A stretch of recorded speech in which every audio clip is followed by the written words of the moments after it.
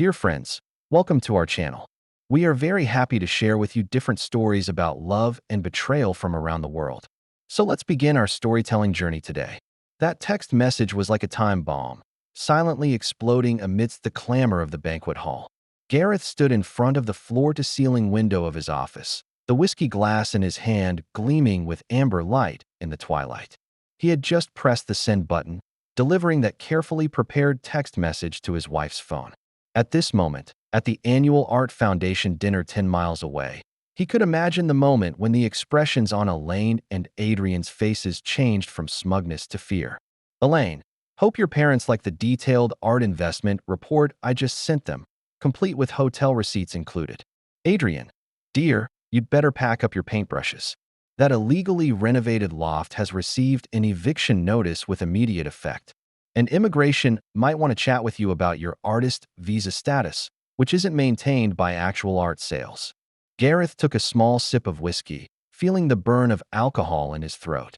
He gazed at the lights of Manhattan through the window, feeling an indescribable emptiness inside. 6 months ago, if someone had told him he would reach this point, he would never have believed it. His marriage to Elaine seemed perfect to outsiders. He was the successful owner of an architectural company, she a respected art gallery curator. But beneath the perfect appearance, cracks had already silently spread. Looking back, the change began a year ago. At that time, Gareth had just completed an important commercial project that won his company an excellent reputation. This project had cost him a lot of energy, but he always kept his promise to Elaine, at least 2 evenings a week, and all-day Sunday reserved for family. That Friday evening after the project ended, he purposely ended the celebration early, bringing Elaine's favorite burgundy wine and a bunch of fresh lilies home, wanting to give her a surprise. However, the house was empty. Gareth called Elaine, who said she was hosting an important private exhibition at the gallery, with tinkling glasses and elegant classical music in the background. Although somewhat disappointed, Gareth understood his wife's work, simply reminded her to be careful, and hung up the phone. A week later, Gareth accidentally discovered in the architectural firm's financial statements that there was a large, unexplained transfer in their joint account. As the founder of the company, Gareth was particularly sensitive to every fund flow. It was a $50,000 transfer to a recipient named Emerging Artists Support Program. What is this project? When Gareth asked Elaine, her answer seemed somewhat nervous, but she quickly calmed down. Darling, this is the gallery's new project, supporting young artists with potential, Elaine explained with a smile, distractedly playing with her expensive necklace. I forgot to tell you, sorry. But this is definitely a worthwhile investment. Trust me, these artists' works will have a high appreciation potential in the future. Gareth nodded.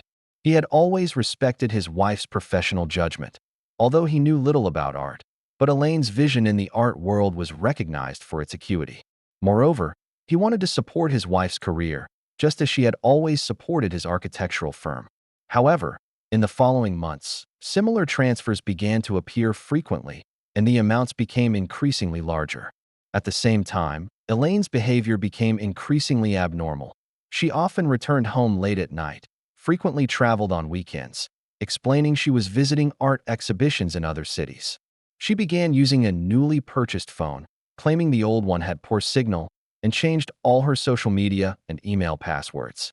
Most notably, she began buying expensive new clothes and jewelry, explaining it was to establish an appropriate image in the art world. What puzzled Gareth most was that Elaine's attitude toward him had obviously changed. She began complaining that Gareth didn't understand art, with a sense of superiority in her words. She was no longer delighted with gifts from Gareth as before, always finding various flaws. She even showed obvious impatience toward Gareth's friends, considering them vulgar. All they know is talk about building materials and contractors. Can't they have some more elegant topics? Elaine said, dissatisfied after a dinner, her elegant fingers waving dismissively. Gareth took a deep breath and responded calmly. They're my friends and partners of many years, just like your art circle friends. Everyone has their own profession and interests. Elaine rolled her eyes. You'll never understand, Gareth. You people consider concrete and steel as art, but can't understand true aesthetics and creativity. She turned toward the bedroom, her high heels tapping out a cold rhythm on the marble floor. leaving Gareth alone in the living room pondering what had gone wrong between them. Until a month ago, when the truth finally surfaced.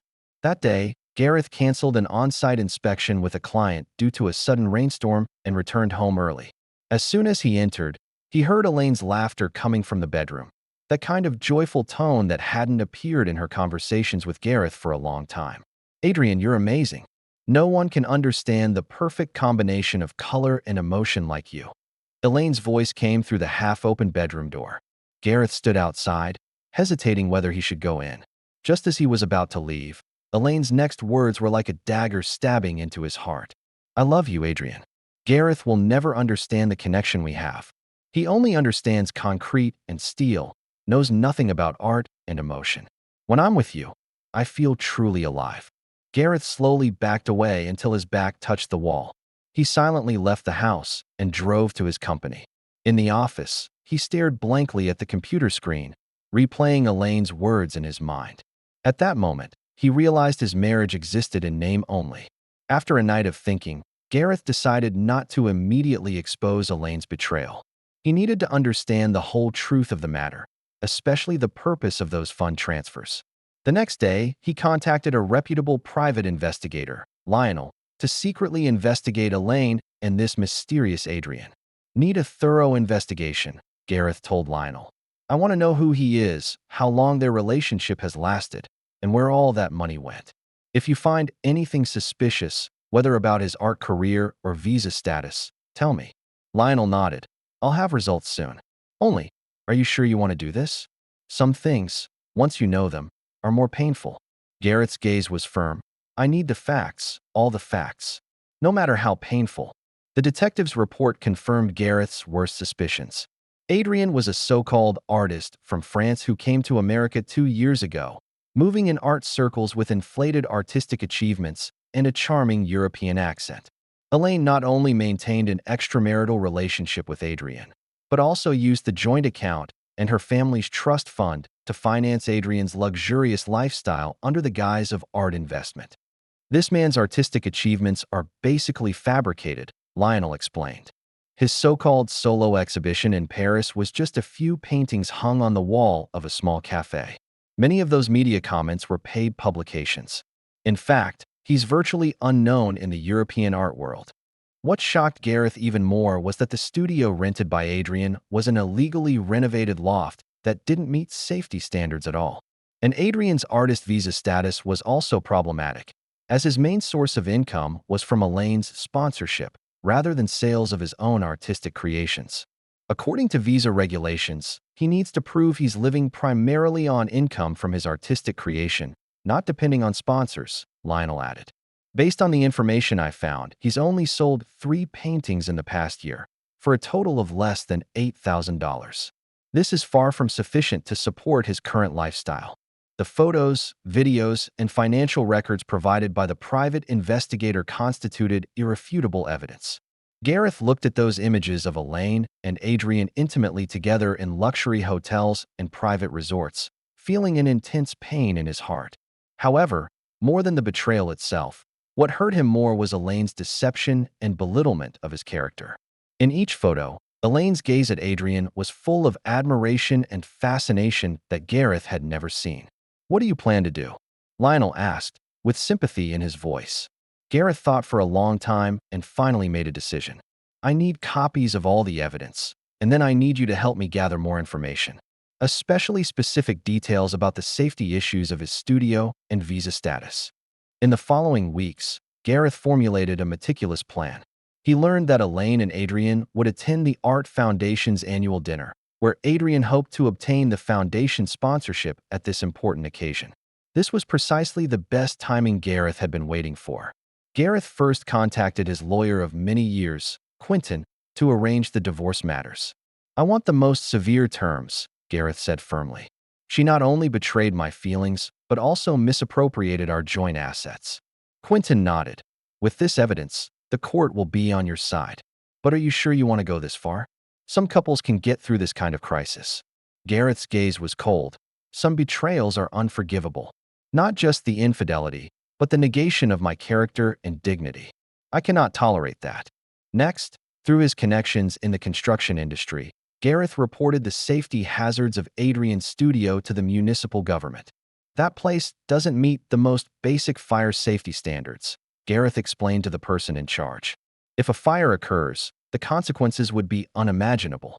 He also anonymously provided materials to the immigration office questioning Adrian's visa status. I have reason to believe this person's artist visa application involves fraud, as he mainly lives on sponsorships rather than income from artistic creation.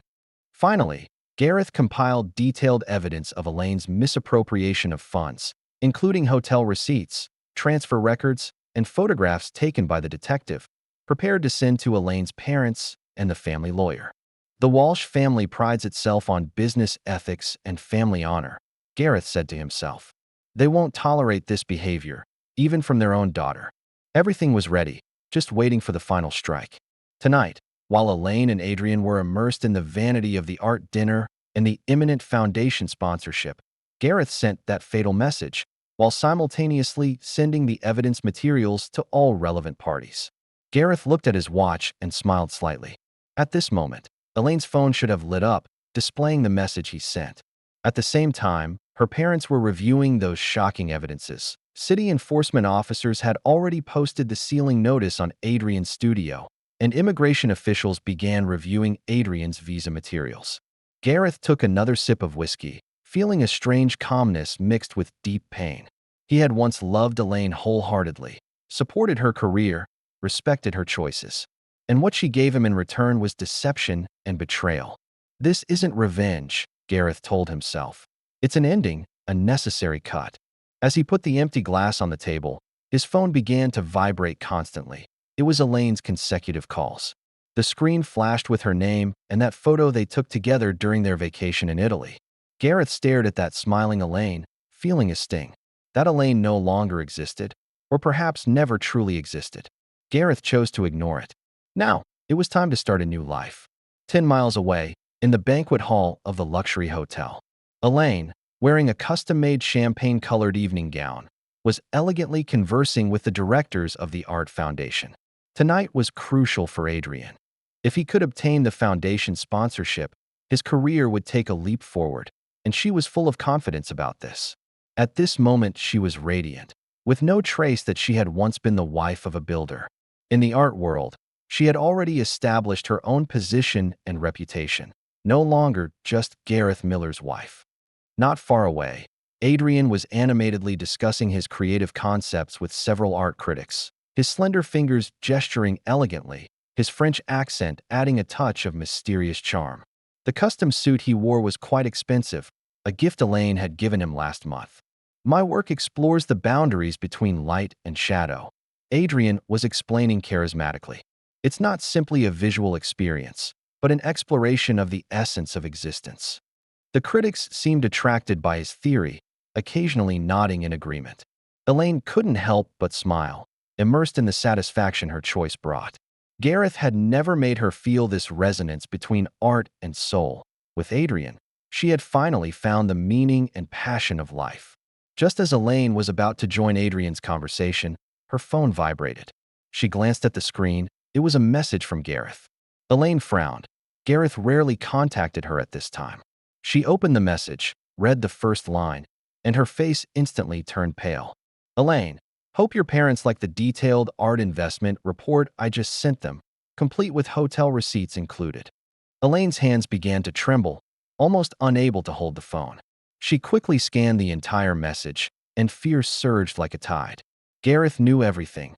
Not only that, he had taken action.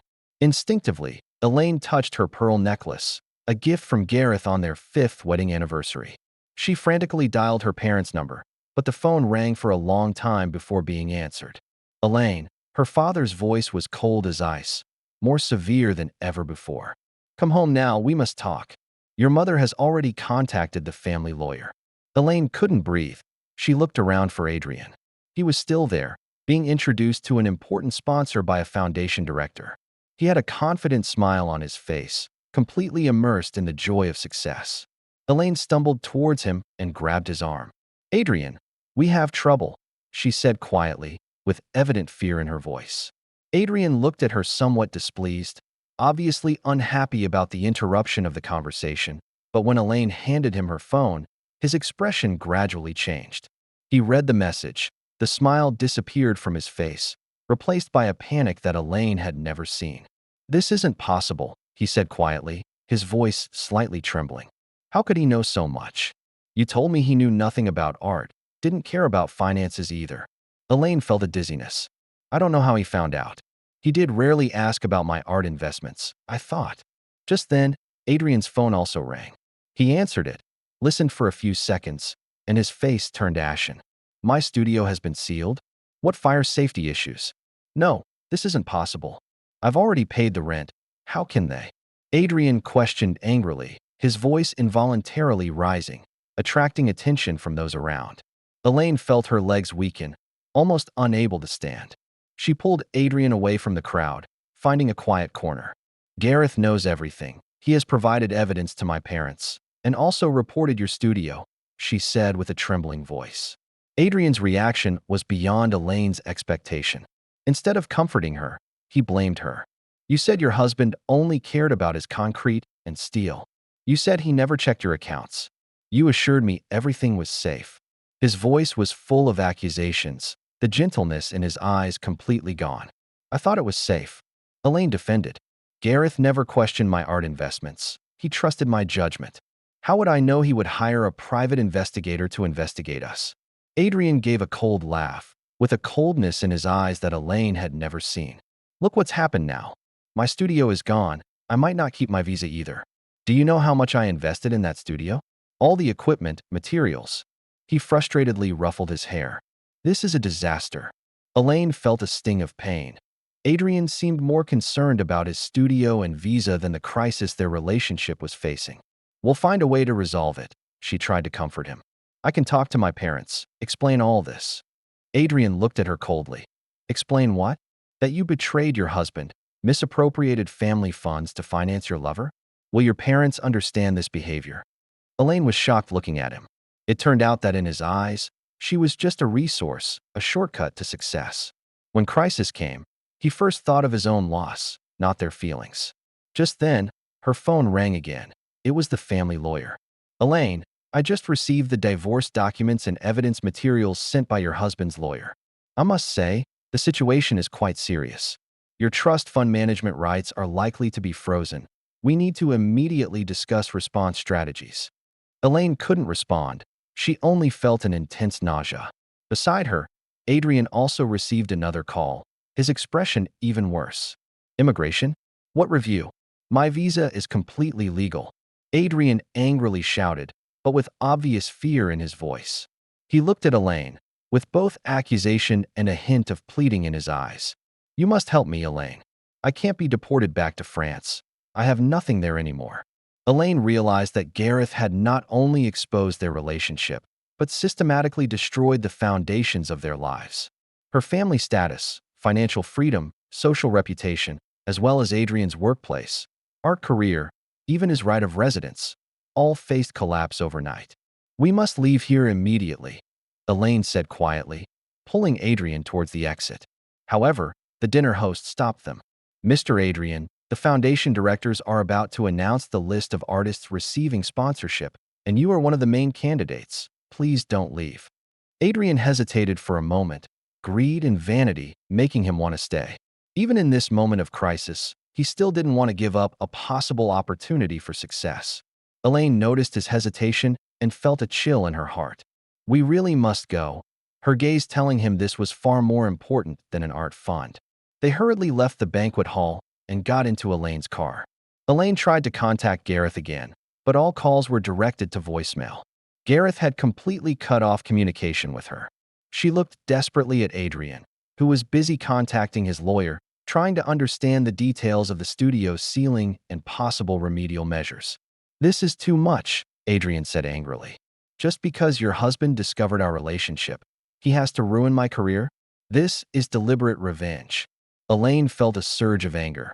He was betrayed too. "Adrian. We kept things from him, used his money." She suddenly stopped, realizing how shameful what she and Adrian had done was. Adrian was silent for a moment, and then said the words that broke Elaine's heart the most. Maybe we should separate for a while.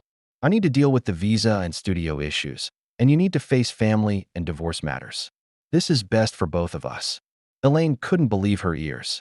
At the moment when they most needed each other's support, Adrian chose to withdraw. "What are you saying? I've sacrificed so much for you, and now you're leaving me."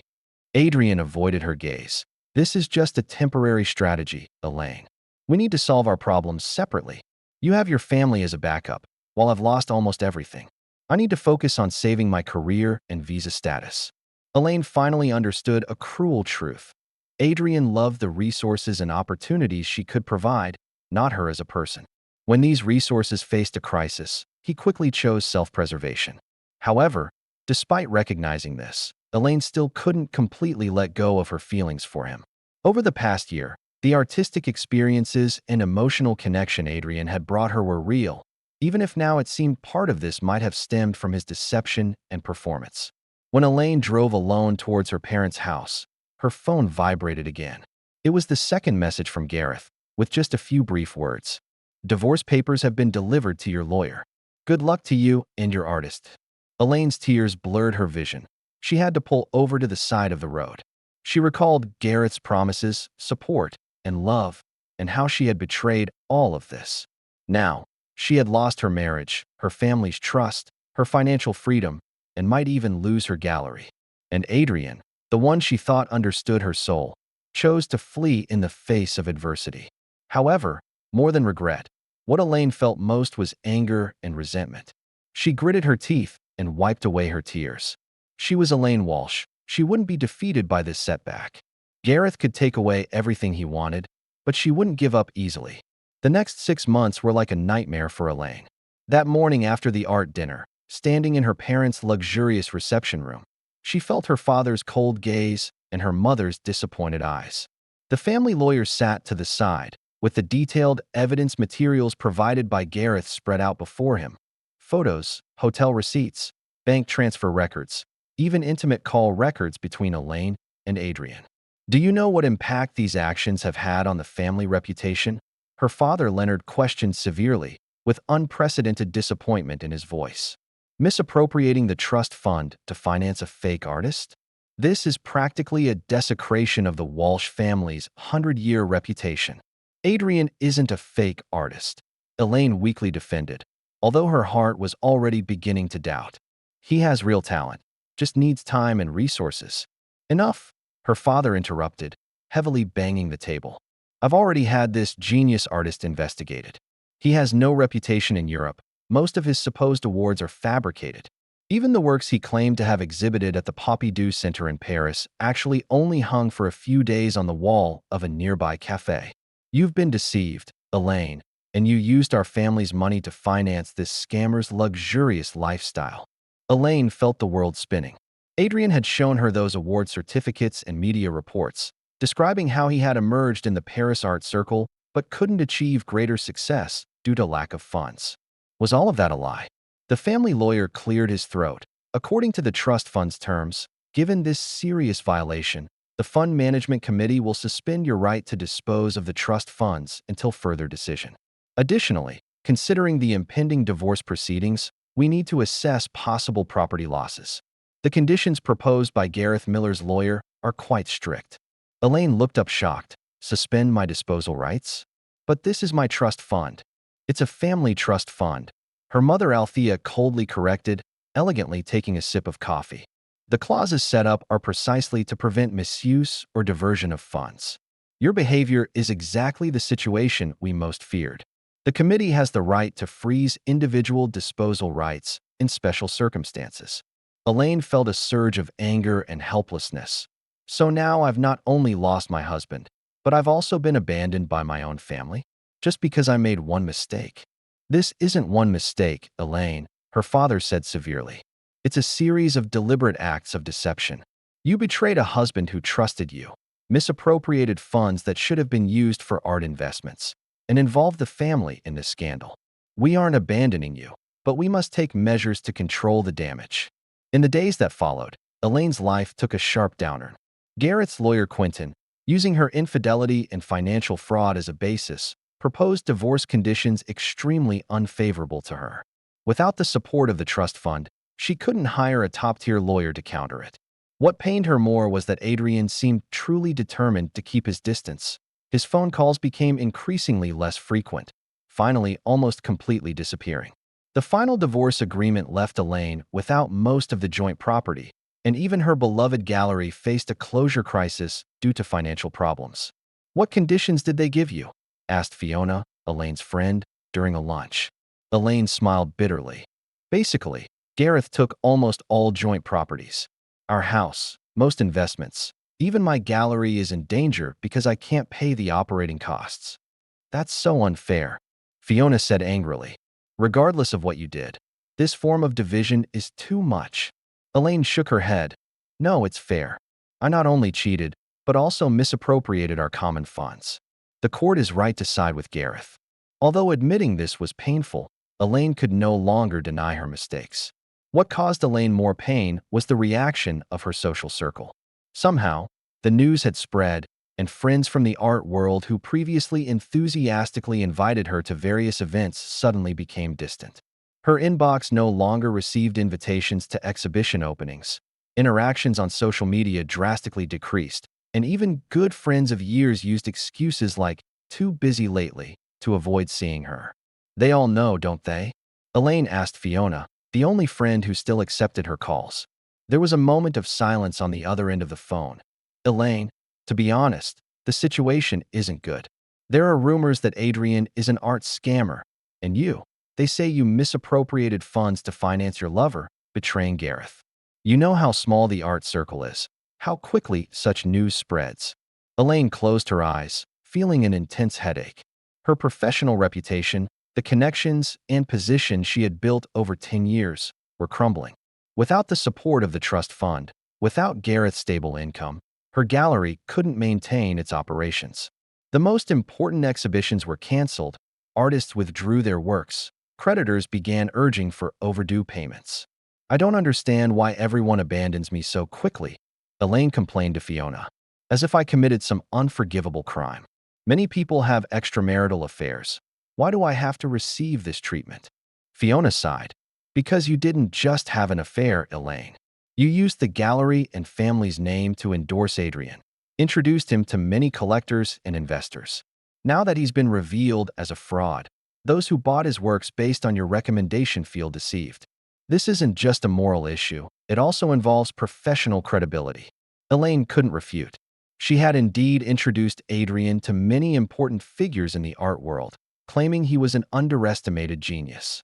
Her recommendations led some collectors to purchase Adrian's works, which might now be worthless. 6 weeks later, Elaine had to close the gallery, posting a sale notice. She stood in the empty exhibition hall, remembering the glorious moments of the past, glasses clinking at openings, art critics enthusiastically discussing the exhibited works, Gareth always standing in the corner, though not understanding much about art, but with eyes full of support and pride for her. "They don't understand real art," Elaine had once told Gareth, with a touch of arrogance. "They only know how to chase fame and investment returns." And Gareth would always patiently smile. "Perhaps, but at least they came and gave these artists a chance to show their work." Different perspectives of appreciation also have their value. Now, Elaine was beginning to understand Gareth's words. Art isn't just for self-admiration. It also needs to establish connections with the audience, needs honesty and authenticity. She had used her professional position to endorse Adrian, not only deceiving Gareth, but also betraying collectors and art lovers who trusted her judgment. Elaine remembered Adrian. Since that disastrous dinner, their contact had become increasingly infrequent. Initially, Adrian would still call to discuss strategies, but as their respective troubles deepened, calls became text messages, and texts became occasional fragments of words. Elaine had visited Adrian's studio once, finding the municipal government's sealing notice posted on the door, the windows boarded up. She tried to contact Adrian several times, but he seemed to have changed his phone number. Until a month later, when Elaine accidentally met Thaddeus, Adrian's former assistant, in a cafe. "How is Adrian now?" She couldn't help asking, though she told herself she shouldn't still care about him. Thaddeus looked at her surprised. "You don't know?" "Adrian went back to France, or rather, was deported." The immigration office determined his visa application involved fraud, and he didn't have enough evidence to prove his artistic income. Elaine felt dizzy. When did this happen? He didn't tell me. About 3 weeks ago, Thaddeus shrugged. To be honest, he left in pretty bad shape. After his studio was sealed, he owed money to many people, including material suppliers, assistant wages, even his landlord. Some say before he left, he was cornered in his apartment by debt collectors for a talk, and the next day his face was bruised. Oh, and those supposed limited edition prints? He actually printed hundreds, not the 20 limited editions he claimed. Elaine listened in silence, feeling as if a huge stone weighed on her chest. Adrian had gone, without a goodbye, without an explanation, just disappeared from her life. And everything she had sacrificed for him, marriage, family relationships, professional reputation, financial freedom, had vanished into thin air. Despite this, Elaine still resisted fully accepting that she had been deceived. "You don't understand Adrian's art," she told Thaddeus, with a touch of stubbornness in her voice. "He really has genuine talent, just his approach might be a bit non-traditional." Thaddeus shook his head. "Elaine, I was his assistant for 6 months. Most of his works were collages of images found online, with some seemingly profound strokes added. Those supposed theories were also cuttings from various art reviews. Sorry, but he was a scammer." Elaine was speechless. She began to question her own judgment.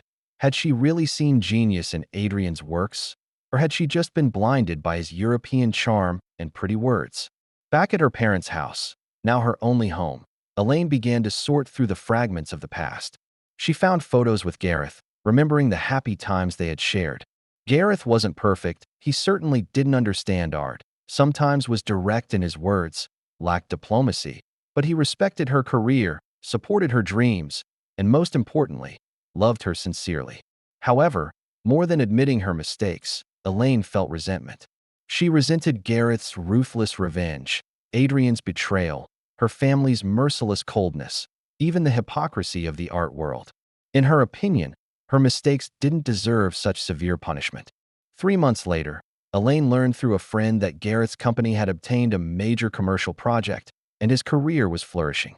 He rarely appeared at social events, but his reputation in the industry remained high, seen as a reliable and capable builder. After the divorce, he had moved to an apartment at the other end of the city and reportedly had begun dating an interior designer. This news cut like a knife into Elaine's heart. Gareth had already begun a new life, while she remained trapped by her past mistakes, unable to move forward. "How can he forget our 10 years of marriage so quickly?" Elaine complained to Fiona, as if everything we had didn't matter. Fiona hesitated for a moment. "Elaine, don't you think that's a bit unfair? You were the one who first betrayed the marriage." Elaine didn't want to hear these reasons. In her world, she remained the victim, deceived by Adrian, abandoned by Gareth, restricted by her family, distanced by her friends. She refused to take full responsibility, which made her pain even more difficult to overcome. The most painful blow came from a chance encounter. Elaine saw Gareth dining with an elegant lady at a luxury restaurant in the city center. They were chatting animatedly. Gareth's gaze had that familiar warmth that Elaine knew, that kind of look he had previously only given to her.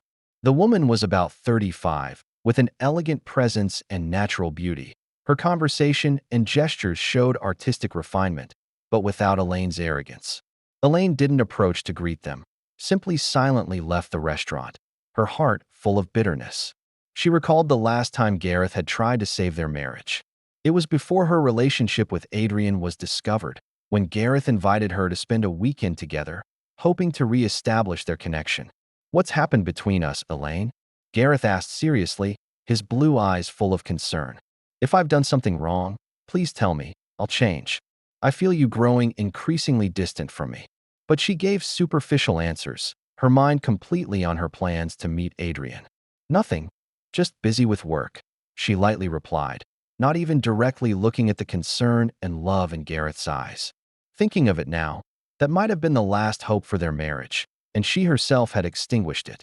Elaine finally accepted the job her father had arranged for her, as a public relations advisor in the family company, away from the art world. Her trust fund remained frozen, and her family strictly monitored each of her expenses. She was no longer that independent woman who dominated the art circle, but had become the problem daughter who depended on her family to live. In her father's office, Elaine discovered she had been assigned basic public relations work, far below her capacity and experience. "Is this a punishment?" she angrily asked her father. Leonard Walsh looked calmly at his daughter. "It's an opportunity to start anew, Elaine. You need to rebuild trust, prove your sense of responsibility. No one will immediately entrust important projects to someone who has misappropriated funds." Elaine knew her father was right, but still felt unfairly treated. "I didn't commit a crime. I just fell in love," she stubbornly said. "You misappropriated the trust fund, Elaine," her father reminded her. "That's not just falling in love. If not for the family's intervention, you might have faced legal charges. Gareth chose to resolve it privately, which gave you a last dignity." This fact left Elaine speechless. She had certainly made mistakes, but still found it difficult to fully accept the severity of the consequences. Sometimes Elaine thought of that text message Gareth had sent her, the one that detonated everything at the art dinner. At that time, she only felt fear and anger, thinking Gareth was taking revenge.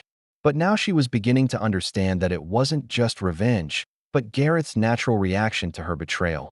Clean, decisive, without dragging things out, just like how he handled all matters. "You've achieved the freedom you wanted, Elaine," Gareth said calmly at their last meeting to sign the divorce agreement, without anger in his gaze, just a cold distance. "I hope it was worth the price you paid." At that moment, Elaine didn't respond, simply signed her name, officially ending their 10-year marriage. She wanted to refute, explain what Adrian meant to her, tell Gareth she wasn't completely without feelings, but she knew these words would sound hollow. Gareth had already made his decision, and he never easily changed his mind. A year later, Elaine saw news about Adrian in the newspaper. He had opened a small studio in the suburbs of Paris, but his works attracted little audience. The article mentioned he had a brief but controversial experience in America, implying he had used wealthy sponsors to maintain a luxurious lifestyle. Without Elaine's financial support and connections, Adrian had returned to being a nobody in the art world, and that talent and charm that once captivated Elaine now seemed dim. The same day, Elaine saw that Gareth's company had won a prestigious architectural award, recognizing his innovation in the field of sustainable building. In the photo, Gareth appeared elegant in a suit, smiling, with the woman Elaine had seen in the restaurant beside him, whom the article described as Gareth's fiancée, a renowned specialist in sustainable design. Elaine closed the newspaper, feeling a deep fatigue and jealousy. Previously, she looked down on Gareth's profession, considering architecture far from being as refined as art. But now Gareth was creating meaningful works, receiving industry recognition, while her art career had ended.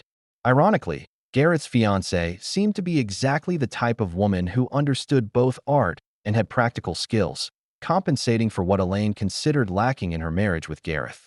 That night, Elaine drank too much and mustered the courage to send a message to Gareth. "Congratulations on your award and new relationship. Hope you've now found someone who truly suits you," she wrote, with words containing both sincere congratulations and hidden mockery. Surprisingly, Gareth replied, brief and courteous, without any emotional tone. "Thank you. Hope you're well too." Just like that. No reproaches, no resentments, not even coldness. Just the response of someone who had completely moved on from the past. Elaine then truly understood that Gareth had completely moved beyond their marriage, while she remained trapped by her past mistakes and resentment. 2 years later, Elaine's life had gradually stabilized. Working in the family company had restored some of her confidence and sense of value. Her rights over the trust fund were partially restored, allowing her to make small art investments. Though far from the freedom she once had, it at least gave her a chance to return to the art world. Elaine began organizing exhibitions in a small family gallery, trying to discover new artists with real talent. This time, she was more cautious, more rigorously evaluating artists' works and backgrounds, not being blinded by surface charm. One day, she received an email from France. It was Adrian, asking for her help. He was struggling to make ends meet in Paris and hoped Elaine could provide financial support again, claiming he had achieved a new artistic breakthrough. The email was full of those familiar sweet words and grand promises. Elaine finished reading the email, smiling bitterly and shaking her head. Previously, these words would have moved her, but now she only saw their emptiness and manipulation. She didn't reply, simply deleted the email. Adrian was now part of the past, an expensive but necessary lesson. That same week, Elaine received a letter from Gareth's lawyer, informing her that Gareth was about to marry his new girlfriend and wanted to confirm she had no objections. It was a courtesy notification, but Elaine still felt a pang of pain. She replied saying she of course had no objections, and again wished Gareth well. On the weekend, Elaine went alone to a small lake in the suburbs. It was a place she and Gareth used to go often, but she hadn't returned in many years. Sitting on a bench by the lake, she recalled the past, her meeting with Gareth, falling in love, marriage, and finally separation, her brief and disastrous relationship with Adrian, the pain of losing the gallery and her social circle, and the slow rebuilding over these 2 years. Elaine took out her sketchbook and began drawing the lake scene. It had been a long time since she had drawn. Her strokes were rusty, but it felt good. Not to please others, not to seek recognition, just for her own inner peace. She remembered Gareth's last words. "I hope it was worth the price you paid." No, it wasn't worth it. Nothing is worth losing true love, a career, and dignity. But the mistake had been made, the price had been paid. She couldn't change the past, only learn to live with the consequences and find a path forward in this new reality. On the lake, the rays of the setting sun spilled onto the water, forming golden ripples. Elaine continued drawing, stroke by stroke, recording this quiet and beautiful moment. She wasn't sure what the future would hold, but at least now she was beginning to learn to accept her past mistakes and truly understand the cost of betrayal. Meanwhile, at the other end of the city, Gareth was discussing wedding plans with his fiancée. On his office wall hung the designs for his latest project, a building that fused art and functionality, which would become the pinnacle of his career. Outside, the setting sun also bathed his face, giving a soft glow to his firm features. Occasionally, Gareth thought of Elaine, that once deeply felt love and the betrayal that followed. But that pain was no longer sharp, had become a dull, distant ache, teaching him caution and strength, but not destroying his capacity to love. He looked at his fiancée's focused profile as she worked, feeling a warmth in his heart. Some wounds never completely heal, but new happiness makes old pain seem insignificant. Perhaps this is life's greatest wisdom, not forgetting the past, but not allowing the past to hinder the present and future. Elaine's betrayal taught him to protect his boundaries, and new love allowed him to learn to trust again. It's a balance, an ability to grow amid pain. Night fell, and the city lit up. Gareth and Elaine, the former couple, now at opposite ends of the city, each facing a different life. One gaining a new beginning, the other bearing the consequences. But life goes on, the current of time washing away the traces of the past, leaving only lessons and growth. Betrayal has its price, and every choice has its consequences. For all who have experienced this storm, it's an unforgettable lesson, and also an indispensable lesson in life. If this story resonated with you, please don't forget to like, share, and subscribe to our channel for more fascinating content. We look forward to seeing you in our next story.